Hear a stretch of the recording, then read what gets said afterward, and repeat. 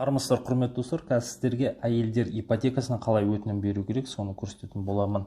Қарапайым Google-дан Жилстройсбербанк Қазақстан деп тересіздер, яғни ресми сайтты ұялы телефоннан жасауға да болады. Ресми сайтқа өтеміз. Ресми сайтқа өткеннен кейін мына алғы бетінде мына жерден әйелдер ипотекасын тауып аламыз. Міне мына көріп тұрсыздар ғой да, стрелканы. Осы стрелканы жылжытып, яғни бізге керекті әйелдер ипотекасын тауып аламыз.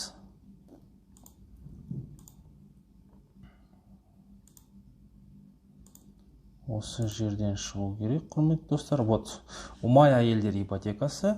Мына подробный деген кнопканы басамыз.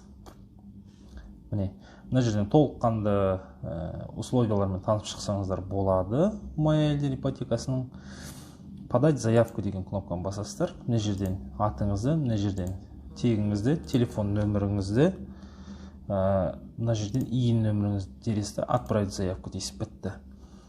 Заявка жіберілгеннен кейін банк бөлімшесіне сізге хабарласып, банк бөлімшесіне төлем қабілетін растауға шақырады. Қолданыңыздар, қош сау болыңыздар.